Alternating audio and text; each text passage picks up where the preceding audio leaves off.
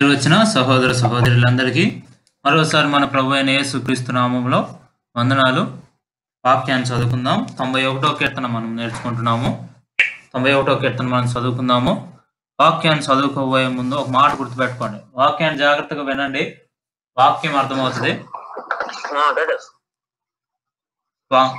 వాక్యాన్ని జాగ్రత్తగా వినండి, వాక్యం అర్థమవుతుంది. మనం ఇంకెక్కువగా ఆ వాక్యాన్ని అలా నేర్చుకుంటూ వెళ్దాం. 91వ కీర్తన మనం చదువుతున్నప్పుడల్లా మనం గుర్తుపెట్టుకోవాల్సిన సంగతులు ఏంటో మీరు ఆలోచన చేస్తున్నారు. కాబట్టి ఇప్పుడు కూడా వాక్యాన్ని జాగ్రత్తగా వినండి.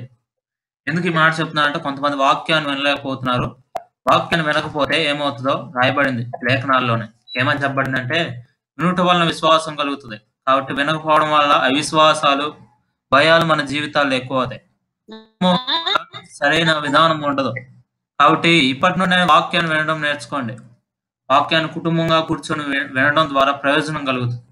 కాబట్టి ఇంకా ఎవరైనా వాక్యాన్ని వినకపోతే, ఒకవేళ వ్యక్తిగతంగా వింటూ కుటుంబానికి కూర్చొని వినకపోతే ఇప్పటికైనా మారు మనసు పొందండి, అర్థం చేసుకోండి, వాక్యాన్ని కుటుంబానికి కూడా వినిపించండి. అప్పుడు ఖచ్చితంగా ప్రయోజనం కలుగుతుంది. కాబట్టి ఈరోజు మనం చదువుకోబోయే లేఖనాన్ని మరలా ఒకసారి 91వ కీర్తన మనం చదువుకుందాము.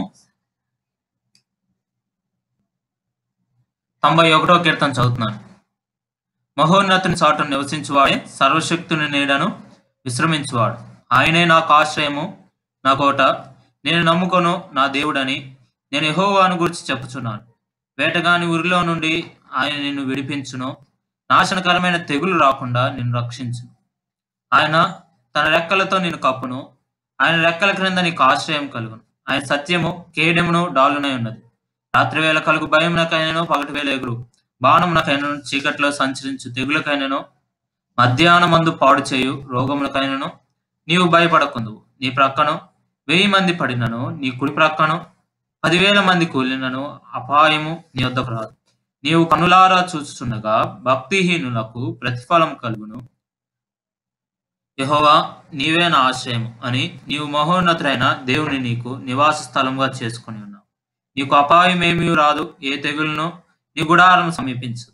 నీ మార్గములన్నిటిలో నిన్ను కాపాడుటకు ఆయన నిన్ను గురించి తన దూతలకు ఆజ్ఞాపించు. నీ పాదములకు రాయి తగులకుండా వారు నిన్ను తమ చేతుల మీద ఎత్తి పట్టుకుందురు.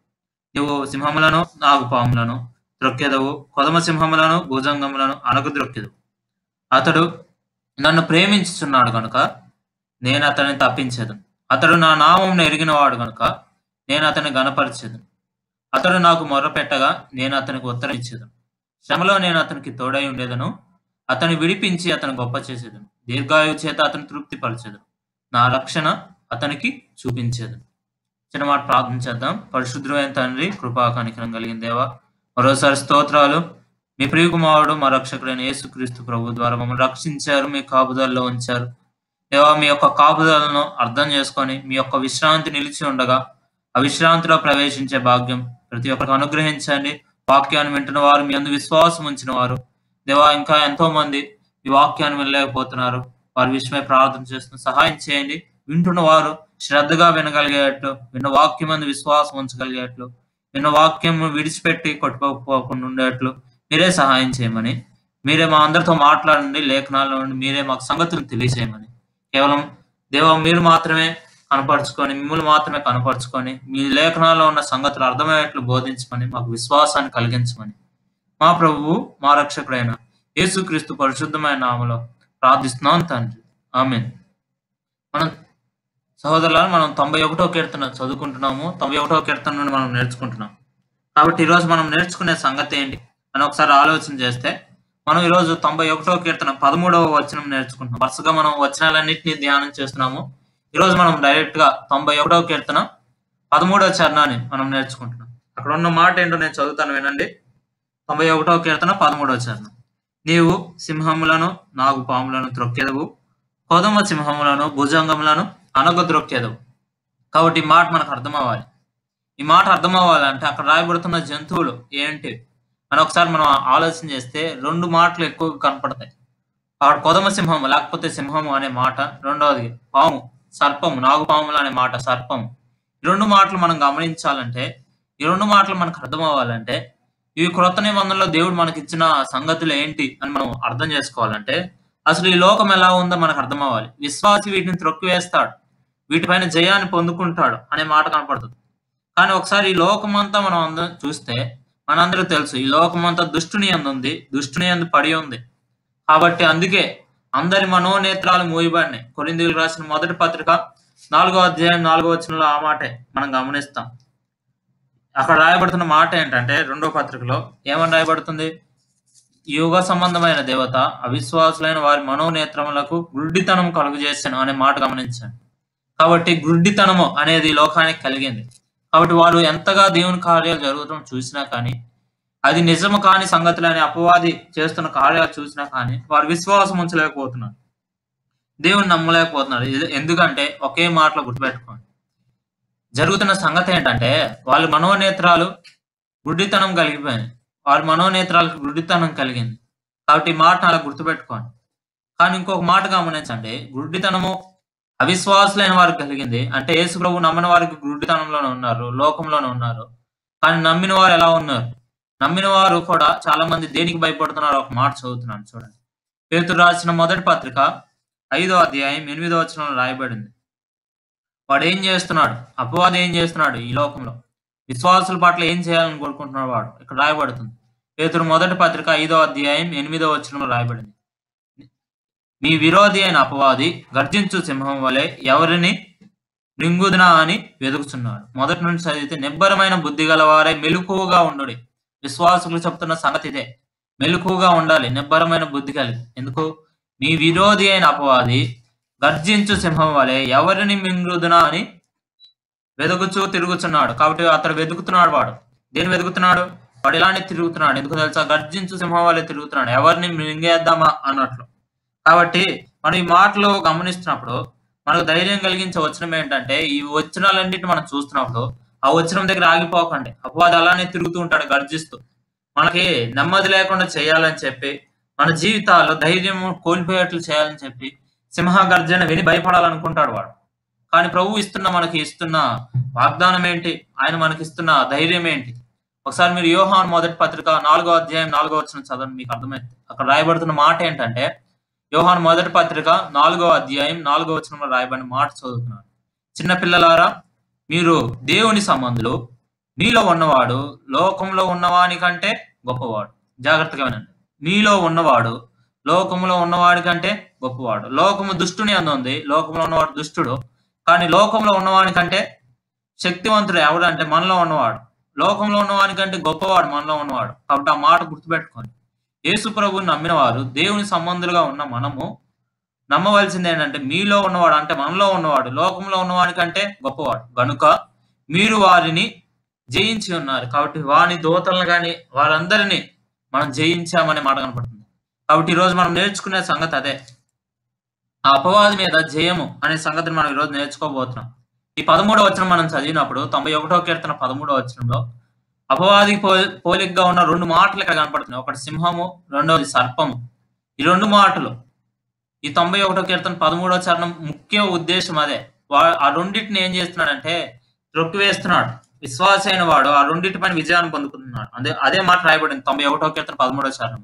నీవు సింహములను, నాగు పాములను త్రొక్కెదవు, కొదమ సింహములను, భుజంగములను అనగద్రొక్కెదవు. కాబట్టి త్రొక్కడం, అనగద్రొక్కడం అపవాది అనే సంగతి కనపడుతుంది. అంటే వాడిపైన విజయం పొందుకోవడం అనే సంగతిని ఆలోచించబోతున్నాం. కాబట్టి ముందుగా సింహాన్ని గురించి మనం ఒకసారి ఆలోచన చేస్తే, పాత నిబంధనలో మనకు ఒక లేఖన భాగం గుర్తొస్తుంది. సింహం అనే సన్నివేశం మనకు ఎప్పుడు వెళ్ళినా ఆ వ్యక్తి ఎవరు అని మనం చూస్తే సంసోను మనకు గుర్తొస్తాడు. ఒకసారి న్యాయాధిపతుల గ్రంథానికి మనం వెళ్ళాలి. న్యాయాధిపతుల గ్రంథానికి మనం వెళ్తే 14వ అధ్యాయం మనం చదవాలి. ఆ సింహాన్ని గురించి మనం అర్థం చేసుకోవాలంటే, సంసోను గురించి మనం అర్థం చేసుకోవాలంటే, సంసోను జీవితంలో ఎదురుగా వచ్చిన ఆ సింహాన్ని గురించి మనం అర్థం చేసుకోవాలంటే 14వ అధ్యాయం మనం చదవాలి. న్యాయాధిపతుల గ్రంథం 14వ అధ్యాయం. ఒక వచనాన్ని చదువుతున్నాను చూడండి. తిమ్నాతులో జరిగిన సంగతిని నేను చదువుతున్నాను. 14వ అధ్యాయం 5వ వచనం చదువుతున్నాను. న్యాయాధిపతుల గ్రంథం 14:5. అప్పుడు సంసోను తన తల్లిదండ్రులతో కూడా తిమ్నాతునకు పోయి తిమ్నాతు ద్రాక్ష తోటల వరకు వచ్చినప్పుడు కొదమ సింహము అతని ఎదుటికి బొబ్బరించుచూ వచ్చాను. కాబట్టి గమనించండి, సంసోను ఎదురుకి సింహం బొబ్బరిస్తూ వస్తుంది. బొబ్బరిస్తూ వస్తున్నా అనే మాట మీరు గమనించండి. కృత నిబంధనలో అదే పేతురు మొదటి పత్రిక 5వ అధ్యాయంలో అన్నాడు, గర్జించు సింహము అంటున్నాడు. కాబట్టి అపవాది ఎలా వస్తున్నాడు అంటే, మీ విరోధి అయిన అపవాది, మన విరోధి అయిన అపవాది ఎలా వస్తున్నాడు, గర్జించు సింహం లాగా వస్తున్నాడు. ఒక మాట నేను ఇక్కడ జ్ఞాపకం చేయాలనుకుంటున్నాను. ఎప్పుడైతే ఇలా అపవాది వస్తాడో, ఏదైనా ఇలాంటి సంఘటన ఎలాంటి దాన్ని జరిగింది అనుకోండి, ఒకవేళ మన జీవితంలో అలాంటి సింహం మనకు ఎదురుగా వచ్చింది అనుకోండి, ఎలా ఉంటది? దాని గురించి సైకాలజిస్ట్ని అడిగితే, అంటే మానసిక వైద్యులను, డాక్టర్స్ని అడిగితే ఏం చెప్తారంటే, అలాంటిది ఏదైనా ప్రాణాంతకమైన భయము, భయంకరమైనది మన ప్రాణం మీదకి వచ్చేది, ఏదైనా సంఘటన మన ఎదురు ఒకటి వస్తే ప్రాణం మీదకి వస్తుంది, మనం తప్పించుకోలేం, ప్రాణం మీదకి వస్తుంది, ఎదురు ఉంది ప్రాణం మీదకి వచ్చేది అని మనకు అర్థమైతే, ఏ మనిషి అయినా ఈ మూడిట్లో ఒకటి చేస్తాడు. 3 రకాలుగా మనిషి ప్రవర్తిస్తాడు అలాంటి సంఘటన ఎదురైనప్పుడు. ఒకటి, ఆ ప్రాణాంతకమైన జంతువు కానీ ఏదో ఒకటి ఎదురు ఉంటే దానితో పోరాడడానికి ప్రయత్నం చేస్తాడు. మొదటిది పోరాడడానికి ప్రయత్నం చేస్తాడు. ఒకవేళ పోరాడలేకపోతాను అని అర్థమైతే అతను పారిపోతాడు. రెండోది, అతను పారిపోతాడు. మూడో వ్యక్తులు ఎవరో తెలుసా? పోరాడలేరు, పారిపోలేరు. వాళ్ళు ఏం చేస్తారంటే, వాడు అక్కడే ఉంటారు. ఏమవుతారంటే, కదలకుండా అలానే నిశ్చలమైపోతారు, అంటే షాక్ గురైపోతారు. వాళ్ళు ఏం చేయలేరు, ఇంకా అక్కడ నుంచి కదలలేరు, పోరాడలేరు. ఇలా 3 భాగాల్లో ఎవరో ఒకళ్ళు ఉంటారు. ఒకసారి మనల్ని ఆ స్థితిలో పెట్టుకోండి. సంసోనికి ఎదురైనట్లు తిమ్నాత్లో మనకి ఒకవేళ సింహం ఎదురైతే, కొదమ సింహం ఎదురైతే ఏమవుతుంది అంటే, బొబ్బరిస్తూ అంటే గర్జిస్తూ ఎదురైతే ఏమవుతుంది అని మనం గమనిస్తే, మనం అలానే ఉండిపోతాం. మనం ఏం చేయాలి, పారిపోతాం. కానీ మొదటి దానికి వెళ్ళము. ఏంటి అది? మొదటిది అంటే, మనం నిలవబడి యుద్ధం చేయము, దానితో పోరాడం అనే మాట గుర్తుపెట్టుకోండి. కానీ ఇక్కడ సంసోను ఏం చేస్తున్నాడు చూడండి. సంసోను జీవితంలో ఏమైంది? మన జీవితాల్లో కూడా అపవాది విశ్వాసిని ఎదిరించడానికి వాడు గర్జించు సింహం వలె వస్తున్నప్పుడు సంసోను ఏం చేశాడు? న్యాయాధిపతుల గ్రంథం 14వ అధ్యాయంలో ఆ సంగతిని చదువుదాం. 6వ వచనం చదువుతున్నాను. 6వ వచనం, న్యాయాధిపతుల గ్రంథం 14:6. యెహోవా ఆత్మ అతనిని ప్రేరేపింపగా అతని చేతిలో ఏమీ లేకపోయినను ఒక మేక పిల్లను చీల్చినట్లు అతడు దాన్ని చీల్చెను. అతడు తాను చేసినది తన తండ్రితోనైనా తల్లితోనైనా చెప్పలేదు. కాబట్టి గుర్తుపెట్టుకోండి, ఎక్కడైతే యెహోవా ఆత్మ అతని మీదకి వచ్చిందో, యెహోవా ఆత్మ అతన్ని ప్రేరేపించాడో, అక్కడ అతను ఏం చేశాడో చూడండి. అతని చేతిలో ఏమి లేదు, కానీ చేతితో ఏం చేశాడో, ఆ సింహాన్ని చీల్చివేశాడు. కాబట్టి దేవుని ఆత్మ ఎవరి మీద అయితే ఉంటుందో, పరిశుద్ధాత్మ ఎవరిలో అయితే పనిచేస్తున్నాడో వారి బలాన్ని పొందుతారు.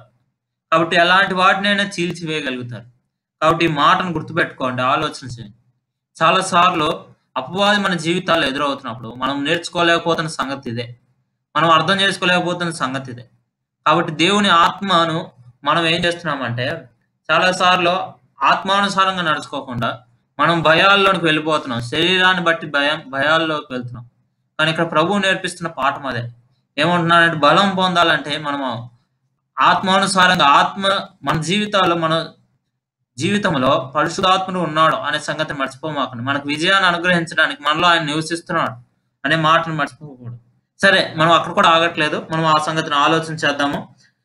ఇలా మనం ఆలోచన చేస్తున్నప్పుడు ఎలాంటి విషయమైన మనకు ఎదురైనా కానీ మనం చేయవలసింది ఒకటే, ధైర్యంగా నిలవబడాలి. మనలో ఉన్నవాడు లోకంలో ఉన్నవారి కంటే గొప్పవాడు, శక్తివంతుడు. కాబట్టి ఏమవుతుంది? విజయం వస్తుంది. కాబట్టి సంసోను నిలవబడ్డాడు, ఆత్మ ద్వారా బలాన్ని పొందుకున్నాడు, ఆ సింహాన్ని చీల్చివేశాడు, అపవాదిని జయించాడు అనే మాట మనం చెప్పుకోవచ్చు. కాబట్టి ఇప్పుడు చూడండి, ఎక్కడైతే విజయం ఉంటుందో అక్కడ ఏమవుతుంది, ఈ మాట కూడా మనకు అర్థమవ్వాలి. చాలాసార్లు ఈ మాట అర్థం కావట్లేదు చాలా మంది. ఎక్కడైతే విజయం ఉంటుందో అక్కడ ఏమవుతుంది? విజయం దగ్గర సంసోను ఏం చెప్తున్నాడు ఒక మాట గమనిద్దాం చూడండి. ఇదే 14వ అధ్యాయం 14వ వచనం చదువుతున్నాను. 14వ అధ్యాయం 14వ వచనం. అన్ని వచనాలు చదవచ్చు, కానీ 14వ వచనం చదువుదాం. కాగా అతడు బలమైన దానిలో నుండి తీపి వచ్చెను, తిను దానిలో నుండి తిండి వచ్చెను అనెను. కాబట్టి గమనించండి, ఇప్పుడు సంసోను చెప్తున్న మాట ఏంటంటే, తిను దానిలో నుండి తిండి వచ్చెను అని ఒక సామెత చెప్తున్నాడు. అంటే అర్థం ఏంటి? మనం దీన్ని ఒకసారి ఆలోచన చేయాలి. తిను దానిలో నుండి తిండి వచ్చెను. ఏదైతే సింహము అతను తినివేయడానికి వచ్చిందో దానిలో నుండి అతడు ఏం చూశాడంటే, తేనె దానిలో నుండి రావడం చూశాడు. అంటే అతడు వెళ్ళిపోయి వస్తున్నప్పుడు, మరలా తిరిగి వస్తున్నప్పుడు అదే కళేబరంలో అతడు తేనెను చూశాడు, దాన్ని తీసుకున్నాడు. కాబట్టి చూడండి, మాధుర్యమైన ఆహారం అని మనం గమనించవచ్చు, తీయటి అనుభవం అని కూడా మనం గమనించవచ్చు. ఒక్కసారి అపవాది విజయము పొందకుండా ఓడిపోయాడంటే ఖచ్చితంగా మనం అక్కడ దేవుడు మనకు అనుగ్రహించే ప్రత్యక్షత, ఆయన మనకు అనుగ్రహించే తీయటి అనుభవాలు ఏంటో మనం చూడగలం. కాబట్టి చూడండి, తిను దానిలో నుండి తిండి వచ్చానంటే అర్థం ఏంటంటే వాడు మృంగడానికి వచ్చాడు, కానీ మనం జయాన్ని పొందుకోవడం బట్టి మనకు ఆహారం వాడికి మనం ఆహారం అవ్వట్లేదు, మనకు ఆహారం దొరుకుతుంది. కాబట్టి ఈ మాటను అర్థం చేసుకోండి, గమనించండి. ఎందుకు ఈ మాట చెప్పాల్సి వచ్చిందంటే ఈ మాట చాలా మందికి అర్థం కావట్లేదు. చాలాసార్లు అపవాది దగ్గర నుండి సమస్య ఎదురైనప్పుడు మనం భయపడుతున్న విషయం ఇదే. కాబట్టి ప్రభు చెప్తున్నాడు మనకి ఇక్కడ సంసోను నుండి పాఠం నేర్పిస్తున్నాడు. ఏంటంటే వాడు తినడానికి వచ్చాడు, కానీ మనం వాడికి ఆహారం అవ్వం. కానీ వాడి దగ్గర నుండే, వాడు మనకు చేయాలనుకున్న కీడు నుండే ప్రభు మనకి ఏమి ఇస్తున్నాడు? ఆహారాన్ని, ఆశీర్వచనాన్ని ఇస్తున్నాడు. కాబట్టి ఎలాంటి కీడు నుండి అయినా మనకు ఆశీర్వచనం ఇవ్వగలడు, భయపడకండి. కానీ మనం చేయవలసింది ఏంటో మనం ఈరోజు గమనించిపోతున్నాం. కాబట్టి జాగ్రత్తగా వినండి, ఈ మాటను ఆలోచన చేయండి. ఇలాంటి విషయం ఎక్కడైనా ఇంకా ఉందా? అపవాది మనం మింగివేయడం. కాబట్టి ఇక్కడ అదే సింహంలో నుండి అతను తేనె తిన్నట్లు ఇంకొక వ్యక్తి మనకు కనపడతాడు. విశ్వాసం మూలంగా బ్రతికే ప్రతి ఒక్కరి జీవితాలు ఇలానే ఉంటాయి. కాబట్టి మరొక వ్యక్తి సంసోను కాకుండా మరో రెండో వ్యక్తి కాలేబు యెహోషువలు. సంఖ్యాకాండం 14 అధ్యాయంలో మనం ఇంతకు ముందు కూడా చదివాం. సంఖ్యాకాండం 14 అధ్యాయంలో ఆ మాట రాయబడుతుంది. 14 అధ్యాయం 9వ వచనం చదువుతున్నాను. అక్కడ చాలా మాటలు రాయబడి డైరెక్ట్ గా 9వ వచనం చదువుతున్నాం. మెట్టుకు మీరు యెహోవా మీద తిరగబడుకుడి, ఆ దేశం ప్రజలకు భయపడకుడి, వారు మనకు ఆహారమగుదురు. గుర్తుపెట్టుకోండి, కాలేబు యెహోషువలు చెప్తున్న మాట, వారు మనకు ఆహారమగుదురు. కాబట్టి వారు మనల్ని మృంగివేస్తారు అనుకోకండి, వారే మనకు ఆహారం అవ్వబోతున్నారు అంటున్నాడు. కాబట్టి ఈ మాటను అర్థం చేసుకోవాలి, భయపడవసరం లేదు. అపవాది మీద విజయాన్ని ప్రభు మనకు అనుగ్రహిస్తున్నాడు. కాబట్టి సాతాను చేదైన సంగతిని మన జీవితాల్లో తెస్తాడు, తేవడానికి ప్రయత్నం చేస్తాడు. కానీ వాడిని జయించి దేవుడు మనకి మాధుర్యమైన జీవితం ఇవ్వడానికి, మాధుర్యమైన సంఘటనలు, సంభవాలు మన జీవితాల్లో ఉంచడానికి ఆయన ఇష్టపడుతున్నాడు. సరే, ఆయన ఇష్టపడుతున్నాడు అని మనం చూస్తున్నప్పుడు ఒక మాట గుర్తుపెట్టుకోండి, మరి ఇది ఎలా పొందాలి మనం అనే మాట కూడా మనకు అర్థం అవ్వాలి. ఇది మనం ఎలా పొందుకోవాలి, ఈ మాటను మనం గమనించాలి, జాగ్రత్తగా ఆలోచన చేయండి.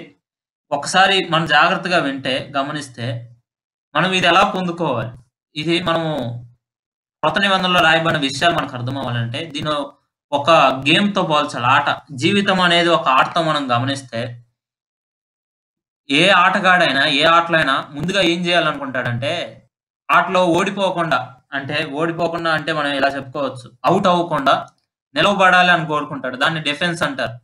డిఫెన్స్ అంటే ఆటలో నుండి బయటకు వెళ్లకుండా, అంటే ముందుగా ఓడిపోకూడదు, అంటే అవుట్ అవ్వకుండా ఉండాలి అని కోరుకుంటాడు. కాబట్టి మనం ఇప్పటి వరకు నేర్చుకుంటున్న లేఖనాలన్నీ ఎందుకంటే దీని గురించే. కానీ ఇప్పుడు మనం గమనించే లేఖనం ఎలాంటిదంటే, ఇప్పుడు ఆ ఆటలో ఉండడం మాత్రమే కాదు, ఒక ప్లేయర్ యొక్క ఉద్దేశము, ఆటలో ఉన్నవాడి యొక్క ఉద్దేశము కేవలం ఆడడం మాత్రమే కాదు, దానిలో విజయాన్ని పొందుకోవడం, జయాన్ని పొందుకోవడం, గెలవడం అనేది అవసరం. కాబట్టి అలానే డిఫెన్స్ లో ఆడడం ఒకటే కాదు, ఏం చేయాలంటే ఆటను గెలిపించాలి, అఫెన్స్ అంటారు.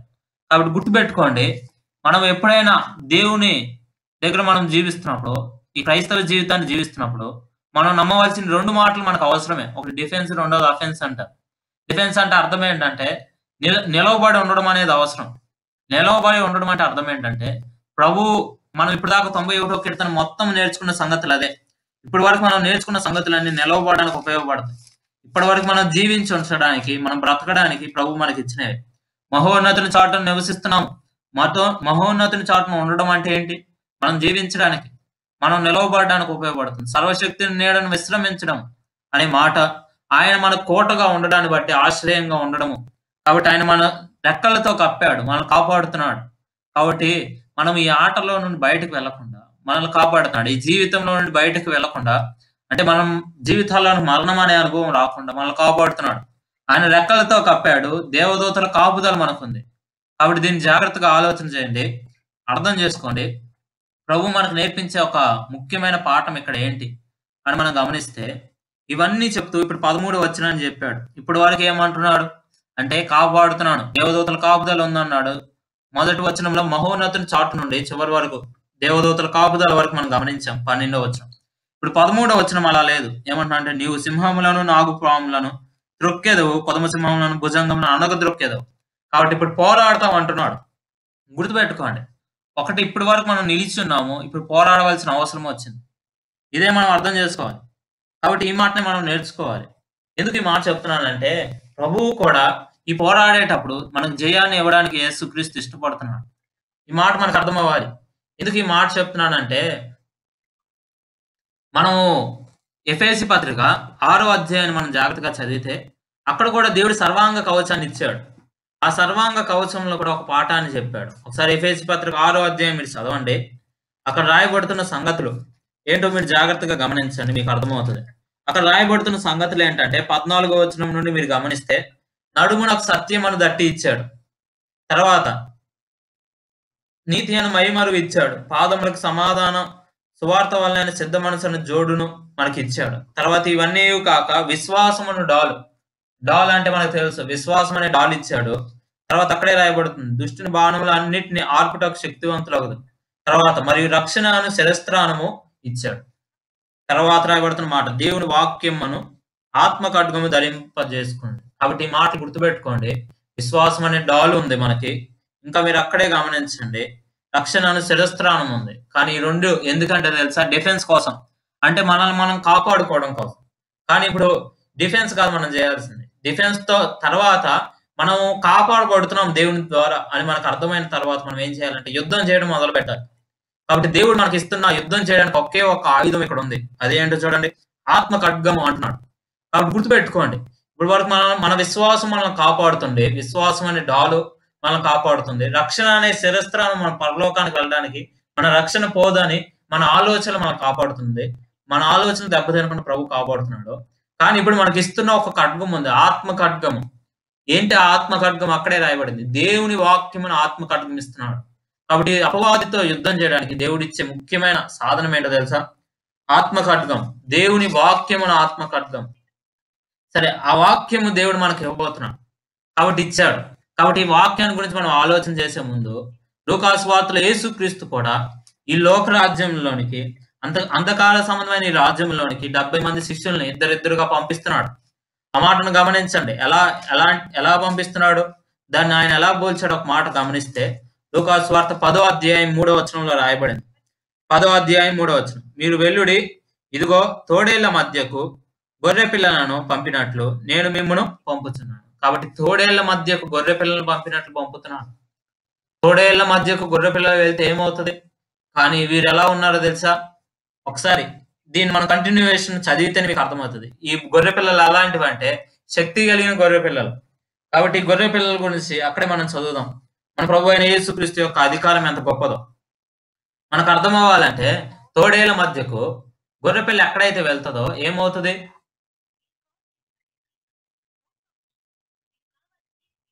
కాబట్టి తోడేళ్ల మధ్యకు ఏమైతుందంటే గొర్రె పిల్లలు వెళ్తున్నాయి. గొర్రె పిల్లలను పంపించాడు, కానీ అవి బలమైన గొర్రె పిల్లలు. సంసోను కూడా ఎలా ఉన్నాడు?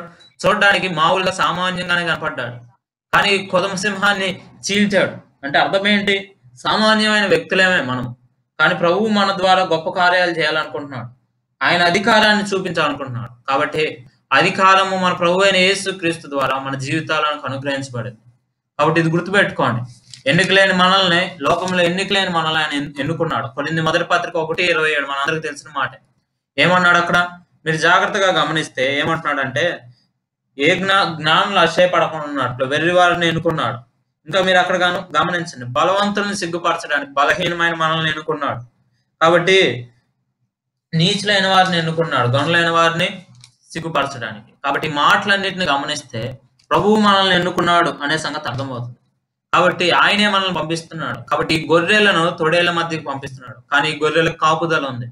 ఈ శక్తివంతమైన గొర్రెలు ఇప్పుడు లూకాసు వార్త 10వ అధ్యాయంలో గొర్రెలుగా వారిని పోల్చినప్పుడు, వారు వెళ్ళినప్పుడు ఏం జరిగింది? వారు ఏం చేశారు? లూకాసు వార్త 10వ అధ్యాయం మనం చదువుదాం. చూడండి, 17వ వచనం చూద్దాం. ఎలా వారికి జయం వచ్చిందో మనకి అర్థమైంది.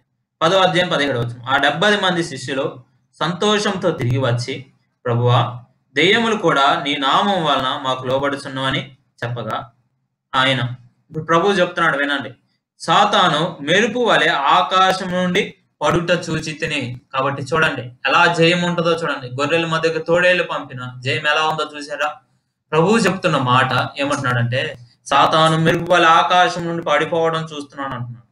ఎక్కడైతే విశ్వాసం మూలంగా జీవిస్తున్నారో, ప్రభువు చెప్పినట్లు వారు వెళ్తున్నారో, అక్కడ సాతాను అక్కడ నుండి పడిపోవడం, మెరుపు వలె ఆకాశం నుండి పడిపోవడం చూస్తున్నాడు ప్రభు. కాబట్టి ఎవరైతే ప్రభు చేత పంపించబడిన వారు ఉన్నారో, ఎవరైతే వాక్యాన్ని బట్టి జీవిస్తున్నారో వాళ్ళ గురించి ప్రభు చెప్తున్న మాట అది. ఇంకా అక్కడ రాయబడిన మాటలు ఉన్నాయి. కాబట్టి వారికి అధికారం ఉంది. వారి ప్రభువు బట్టి నడుస్తున్నారు.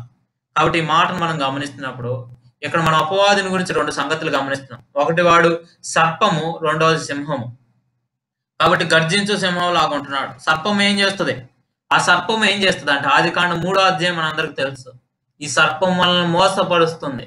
కాబట్టి మోసపరిచే బోధలు వినకండి. అక్కడ ఆదికాండం 3వ అధ్యాయంలో ఆ సర్పం ఎలా ఉందంటే బోధ చేసింది, బోధకుడుగా కనపడుతుంది. కాబట్టి అబద్ధమైన బోధలు, సరికాని బోధలు వినకండి. ప్రభువుని తక్కువ చేసే బోధలు, కాబట్టి స్వనీతిని ఎక్కువ చేసుకునే బోధలు వినకూడదు. మనం వినవలసింది ఏంటో తెలుసా? ప్రభువు చెప్పిన మాటను మనం వినాలి. ఆయన చెప్పిన మాట ఏంటంటే ఫలించి అభివృద్ధి పొంది ఆమె ఆశీర్వదించబడ్డారు, ఏలుబాటును అనుగ్రహించాడు. కానీ అపవాది పెడుతున్న ఆశ ఏంటో తెలుసా? స్వనీతి మీద ఆశ వస్తుంది. కాబట్టి నేనేదో చేస్తే నాకు కలుగుతుంది అనే ఆశ కలుగుతుంది. కాబట్టి స్వంతగా నేను బయటపడాలి అనే ఆశ కలుగుతుంది. ఇవన్నీ ఇచ్చేది ఎవరు? ఇవన్నిటికి కారణం ఏంటి అంటే కేవలము అబోధకుడు, అబద్ధ బోధకుడు. ఎవరు ఆ మొదటి అబద్ధ బోధకుడు? ఎవరంటే అబద్ధానికి జనకుడు ఎవరంటే అపవాది. కాబట్టి ఆ సర్పము, ఇప్పుడు ఆ సర్పం ఏం చేయబడింది మనందరికి తెలుసు. రోమ పత్రికలో మనం చదువుకున్నాం. సమాధానకర్త యొక్క దేవుడు సాతాను తన కాళ్ళ క్రింద శీఘ్రంగా చితక ద్రొక్కించాడు. కాబట్టి సిలువలో యేసుక్రీస్తు బలి ఇవ్వడాన్ని బట్టి ఆయన చితక ద్రొక్కబడ్డాడు, అపవాది చితక ద్రొక్కబడ్డాడు. ఆదికాండం 3వ అధ్యాయం 15వ వచనంలో అదే ప్రవచనం మనకు కనపడుతుంది. ఏమవుతుందంటే అది నిన్ను మడివి మీద కొట్టును, నువ్వు తల మీద కొడతావు, తల చితక ద్రొక్కుతావు అనే మాట ఆదికాండం 3:15లో చూడగలం. స్త్రీ సంతానంగా వచ్చిన యేసుక్రీస్తు. అది ఎఫెసీ పత్రిక 1వ అధ్యాయం 21, 22 వచనాలు నెరవేర్చబడింది. కాబట్టి ఇప్పుడు ఆయన సంఘానికి శిరస్సుగా ఉన్నాడు. అన్ని నామముల కంటే పైనామంగా ఆయన కూర్చున్నాడు. దేవుని కుడిపార్శ్వంలో ఉన్నాడు. కాబట్టి గుర్తుపెట్టుకోండి, ఇప్పుడు మనము వినే బోధ విషయమే జాగ్రత్త వహించాలి. కాబట్టి మనం బోధల విషయంలో కూడా జాగ్రత్త వహించాలంటే అర్థం ఏంటంటే ఆ బోధను మనము మన జీవితాల్లోకి అనుమతించకూడదు. వాత వేయబడిన మనస్సాక్షిని కలిగించే జీవితంలోనికి అనుమతించకూడదు. నిర్జీవ క్రియలకు కారణమైన బోధన మనం అనుమతించకూడదు. భయాలను మన జీవితాల్లో ఉంచే బోధన మనం అనుమతించకూడదు. మనం నేర్చుకున్నాం నిన్న దేవుని భయం ఎలా ఉంటది. దైవ భయం అంటే అర్థం ఏంటంటే దైవ భయం ఏం చేస్తుందంటే హృదయపూర్వకమైన ఆరాధన కలుగజేస్తుంది. కానీ వీరు నేర్పించే భయం ఏం కలుగజేస్తుంది అంటే దేవునికి దూరం చేస్తుంది. కాబట్టి గుర్తుపెట్టుకోండి, మనం వింటున్న బోధ గురించి జాగ్రత్త వహించాలి. మనకి వినబడుతున్న వాక్యము ఎలాంటిదో మనం జాగ్రత్తగా ఆలోచన చేయాలి. కాబట్టి వాటిని గురించి ఆలోచన చేయండి. ప్రభు మనకు నేర్పిస్తున్న పాఠం ఏంటంటే ఇక్కడ ఆయన అన్ని నామముల కంటే పైగా కూర్చున్నాడు.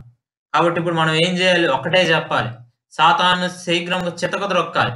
మనం కూడా ఆయనతో పాటు కూర్చుని పెట్టబడ్డాం. కాబట్టి మనం చేయవలసిన సంగతి అదే. అంటే అర్థం ఏంటి? కొన్నిటిని మనం విశ్వాసంతో పలకకుండా ఉండేట్లు ప్రభు మన జీవితాల్లో కార్యం జరిగించకూడదని సాతాను అలా చేస్తాడు. మీకు ఒక మాట చెప్పమంటారా? ఒకవేళ మన జీవితాల్లో ఏదైనా సమస్య ఎదురైంది అనుకోండి, ఆ సమస్యను బట్టి మనం కృంగిపోకూడదు. ఏం చేయాలి? విశ్వాసంతో ప్రభుతో మాట్లాడాలి. ఎందుకు ఈ మాట చెప్తున్నానో తెలుసా? చాలాసార్లు అది మనం నమ్మము. చాలాసార్లు అలా మాట్లాడడానికి భయపడతాం. ఎవరేమనుకుంటారో అనే మాట మాట్లాడడానికి భయపడతాం. అసలు 91వ కీర్తన ప్రార్థన చేస్తున్నప్పుడు ప్రారంభించడానికి కారణం ఏంటంటే ప్రభు ప్రార్థన చేస్తున్నప్పుడు అర్థమైన సంగతి అదే. విశ్వాసం ఉంచింది నోటితో మాట్లాడడం అనేది చాలా ప్రాముఖ్యం అని ప్రభువు నేర్పించాడు. లేఖనాలు కూడా అదే చెప్తుంది. కాబట్టి గుర్తుపెట్టుకోండి, ఎప్పుడైనా విశ్వాసం ఉంచింది నోటితో మాట్లాడండి. ఇది ఎక్కడ ప్రారంభమైందో తెలుసా? అపోస్తుల కార్యం 3వ అధ్యాయంలోనే ఈ టెన్షన్ ప్రారంభమైంది, భయం. కానీ భయాన్ని పారద్రోలి ఆత్మ చేత నింపబడిన పేతురు ఇలా చెప్తున్నాడు. చూడండి, అక్కడ మీరు ఒకసారి నేను చదువుతాను, వచనం చదువుతాను, జాగ్రత్తగా వినండి. అపోస్తుల కార్యం గ్రంథం 3వ అధ్యాయం 6వ వచనం చదువుతున్నాను. అంతటి పేతురు, వెండి బంగారములు నా యొద్ద లేవు గాని నాకు కలిగినదే నీకు ఇచ్చుచున్నాను. నజరేయుడైన యేసు క్రీస్తు నామమున నడువుమని చెప్పి. కాబట్టి యేసు క్రీస్తు నామమున నడవమని చెప్తున్నాడు. యేసు క్రీస్తు వారి మధ్యలో లేడు. వారందరూ భయంతో ఏం చేశారంటే మేడగదిలో కూడుకున్నారు. పరిశుద్ధాత్మను వారికి అనుగ్రహించబడ్డారు. కానీ ఇప్పుడు పేతురు ఏమని చెప్తున్నాడంటే ఆ వ్యక్తి ఇప్పుడు చెప్తే లెగుస్తాడో లేగడో తెలియదు. ఎందుకంటే యేసు ప్రభు వెళ్ళిన తర్వాత సూచక్రియ అంటే అద్భుతము ఇప్పుడు వరకు ఇంకా ఎవరు చేయలేదు అక్కడ మనకు చెప్పబడినట్టు. కానీ ఇక్కడ మనం చూస్తున్నట్లయితే పేతురే మొదట ఆ మాట పలకాలి విశ్వాసంతో. కాబట్టి ఎంత భయం ఉంటుందో గమనించండి, ఎంత టెన్షన్ ఉంటుందో గమనించండి. కానీ గుర్తుపెట్టుకోండి, టెన్షన్ వద్దు, భయం వద్దు. కార్యాన్ని జరిగించేవాడు యేసుక్రీస్తు. మన విశ్వాసము వెల్లడిపరిచే సమయం వచ్చింది. ప్రభువు మనల్ని ఈ చివరి దినాల్లో ఉంచడానికి కారణం ఇదే. మన తరం ఎలాంటిదంటే మనం ఇంతకు ముందే చెప్పుకుంటున్నాం. ఎప్పటినుండో చెప్పుకుంటున్నాం. ఇది చివరి తరం. అంటే ఇది ప్రభువు రాకడకి ముందుగా ఉన్న తరాలు కదా! కాబట్టి విశ్వాసంతో బ్రతకడం మొదటి శతాబ్దంలో వారు ఎలా అయితే బ్రతికారు విశ్వాసంతో, ఆ విశ్వాసంతో బ్రతకడం అనేది అవసరం. కాబట్టి విశ్వాసంతో చెప్పాడు. మీరక్కడ చూడండి. అతడు లేచి నడిచాడు. నడువు అని చెప్పడం సులభమా? కాదు. కానీ అతను నడువుమా అని చెప్పంగానే నడిచాడు. నజరేయుడైన యేసుక్రీస్తు నామంలో అని. కాబట్టి యేసుక్రీస్తు నామంలో మనం ఏది అడిగినా ప్రభువు అనుగ్రహిస్తున్నాడు. దాన్ని మనం మర్చిపోకూడదు. కాబట్టి గుర్తుపెట్టుకోండి. ఎందుకు ఈ మాట చెప్తున్నానంటే దేవుని వాక్యంలో ఆ అధికారం ఉంది. ఆ బలం ఉంది. కాబట్టి ఆ జయం ఉంది. ఆ వాక్యాన్ని ఎరిగిన పేతురు ఇప్పుడు మాట్లాడుతున్నాడు. కాబట్టి గుర్తుపెట్టుకోండి. మనం నేర్చుకోవాల్సింది అదే. వాక్యాన్ని ఎరగండి. ఆ వాక్యాన్ని వాగ్దాన పూర్వకంగా ప్రభువుతో ధైర్యంగా చెప్పండి. విశ్వాసులైన వారితో ఖచ్చితంగా ప్రభు ఇది నా జీవితంలో జరిగించబోతున్నాడని ధైర్యంగా చెప్పండి. కార్యాలు ఖచ్చితంగా జరుగుతాయి. కాబట్టి ఈ మాటను అలా గుర్తుపెట్టుకుందాము. ఆలోచన చేయండి. ఇది సర్పం దగ్గరకు వచ్చినప్పుడు మనం నేర్చుకోవాల్సింది. సర్పం ఏం చేస్తుందో తెలుసా? దేవుని నుండి మనం దూరంగా వెళ్ళడానికి చేయడానికి ఏయో అబద్ధ విషయాలని చెప్తుంది. విశ్వాసం నుండి తొలగించే విషయాలు, భయాన్ని కలిగించే విషయాలు చెప్తుంది. కానీ విశ్వాసాన్ని కలిగించే విషయాల వైపు మనం రావాలి. అందుకే ఆదికాండం 3వ అధ్యాయంలో ఆదాము దేవుని యొద్ద నుండి ఎడబాటు వచ్చింది. దేవుడు మాట్లాడుతుంటే భయపడ్డాడు. ఎందుకు? కారణం ఏంటి? విశ్వాసంగా బ్రతకపోవడమే దానికి కారణం. కాబట్టి విశ్వాసం నుండి తొలగించే బోధలు కాదు మనకు కావాల్సింది. అపవాది మనల్ని భయపెడుతున్నప్పుడు ధైర్యంగా పలకండి. ధైర్యంగా చెప్పండి. ప్రభువా ఇది కూడా నువ్వు నా జీవితంలో నుండి తొలగిస్తావు. కాబట్టి అని ఆయన మీద విశ్వాసం ఉంచండి. కాబట్టి ఆయన మీద విశ్వాసం ఉంచి పలుకుతున్నప్పుడు ప్రభు కార్యాలు జరిగిస్తాడు. ఇదే మనం గర్జించు సింహము రెండోదిగా అపవాది గురించి మనం ఆలోచన చేస్తున్నప్పుడు గర్జించు సింహము అనే మాట గమనిస్తున్నాం.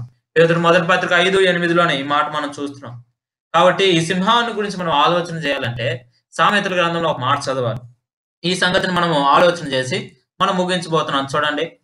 సామెతల గ్రంథము 19వ అధ్యాయం. పేతురు మొదటి పత్రిక 5:8 మన అందరికి తెలుసు కదా, గర్జించు సింహం అనే మాట. అందుకని మనము సామెతల గ్రంథం 19వ అధ్యాయాన్ని మనం చూస్తున్నాం. 19వ అధ్యాయం 12వ వచనం చదువుతున్నాను. రాజు కోపము సింహగర్జన వంటిది. జాగ్రత్తగా వినండి. రాజు కోపము సింహగర్జన వంటిది. కాబట్టి గుర్తుపెట్టుకోండి. సాతాను ఎలాంటి వాడంటే మనకి ఎలా కనపడతాడంటే వాడు వేషధారణతో కనపడతాడు. దేవుడు వెలుగై ఉన్నాడు అనగానే వాడు ఏ వేషం వేసుకొని వచ్చాడు అంటే సంఘాల్లోనికి వెలుగుదోత వేషం వేసుకొని వచ్చాడు. ఇప్పుడు రాజు మన ప్రభువు యూదా గోత్రపు సింహము, కొదమ సింహము అనే మాట మనం చూస్తున్నప్పుడు ఇప్పుడు ఏ వేషంలో వచ్చాడంటే గర్జించు సింహం వేషంలో వస్తున్నాడు. కాబట్టి గుర్తుపెట్టుకోండి. ఎప్పుడైనా దేవుడు ఏ సంగతిని అయితే చెప్తున్నాడో, ఏ అభయాన్ని అయితే ఇస్తున్నాడో దానితోనే అపవాది మనల్ని భయపెట్టాలని చూస్తాడు.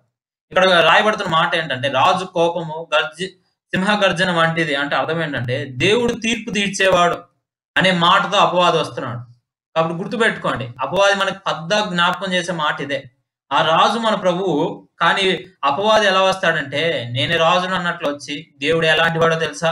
నేను తీర్పు తీర్చేవాడిని, నీకు తీర్పు తీర్చి అగ్నిగుండంలో వేసేస్తాను, నిన్ను అసలు ఏ మాత్రము కరుణించను అనే మాట దగ్గర తీసుకొస్తాడు. కానీ దేవునికి ఉన్న లక్షణాలు మీరు గమనించాలి.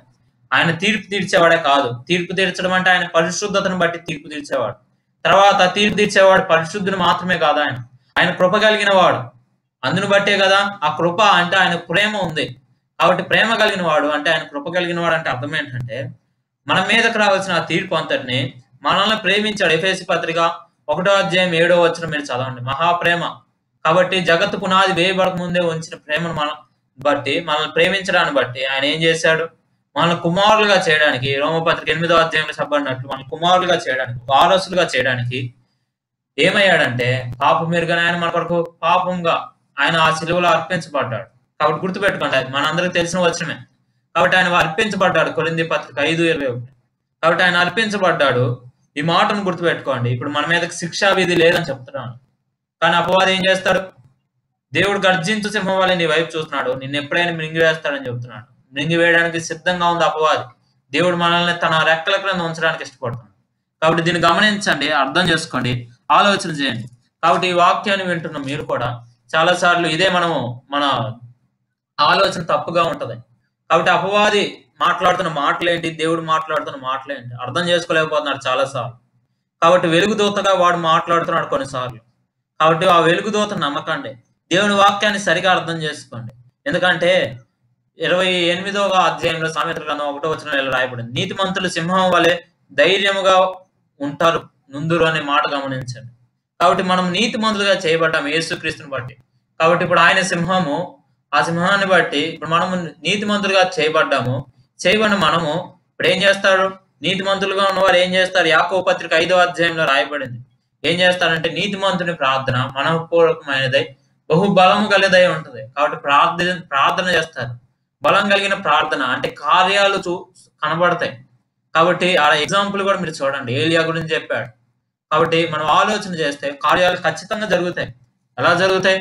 మనం నీతిమంతులుగా చేయబడ్డాము. కాబట్టి సింహం వలె ధైర్యంగా ఉండాలి మనము. ధైర్యంగా ఉన్నప్పుడు ప్రభు మన జీవితాల్లో కార్యాలు జరిగిస్తాడు. కాబట్టి మనం సింహాన్ని చూసి భయపడక్కర్లేదు. ఎందుకంటే మనం సింహం వలె ధైర్యంగా ఉండాలి. కానీ ఆ సింహాలను మనం త్రొక్కివేసాము, నాగుపాములను త్రొక్కివేసాం, సర్పములను త్రొక్కివేసాం, సాతాను చితక ద్రొక్కబడ్డాడు. కాబట్టి ఇప్పుడు మనం నేర్చుకోవాల్సింది అదే. వాక్యం అనే ఖడ్గంతో అపవాదిని ఎదిరించాలి.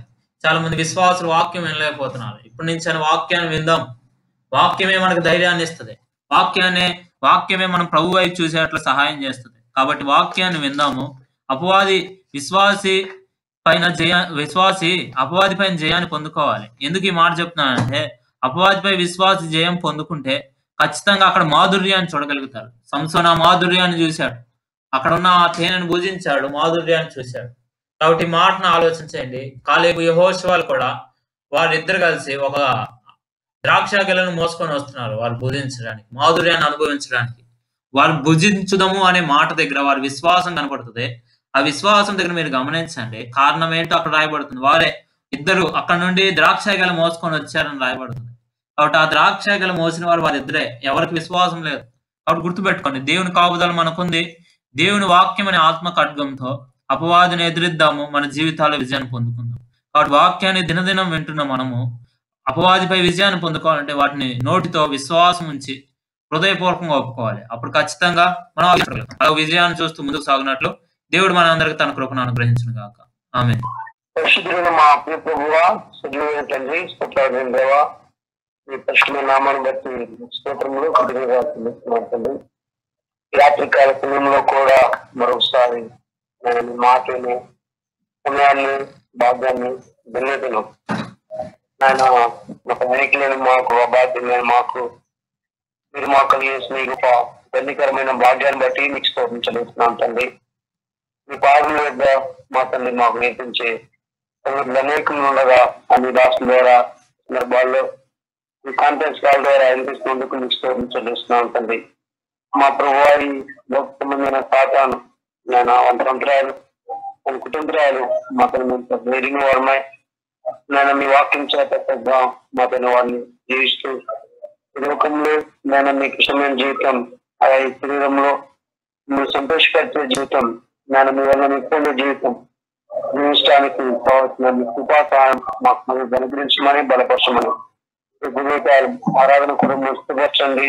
నేను యొక్క మా తల్లి కాన్ఫరెన్స్ కాల్ ద్వారా మా తల్లి మళ్ళీ మీ వాక్యం వినటానికి నేను ఆత్మీయంగా మా తల్లిని ఆరాధించడానికి గురువుగారు నేను మాకు గురించి నేను సంతోషంతో ఉత్సాహంతో మా తండ్రిలను అందించడానికి మా కానుభూతులను కనపరచడానికి స్మరించడానికి ఒకరు స్థిరపరిచి నడిపించమని ఇక ఆరాధనలో ప్రభు మీరు మాత్రం నీళ్ళు పొందమని రాత్రి కాల ప్రేమలో ఈ కాల కాన్ఫరెన్స్ కాల్లో మీరు తోడు ఉండి ఇంతవరకు సభ జరిగినందుకు మీకు స్తోత్రం చెల్లిస్తూ మీ దాసును కూడా బలపరిచి మీ తలంపులన్నీ ఉన్నా చెల్లిస్తూ మీకు మహిమ ఘనత ప్రభావాలు ఆరోగిస్తూ యేసుక్రీస్తు శ్రేష్టమైన నామమున ప్రార్థించడం కలిగి వెళ్తున్నాం తండ్రి.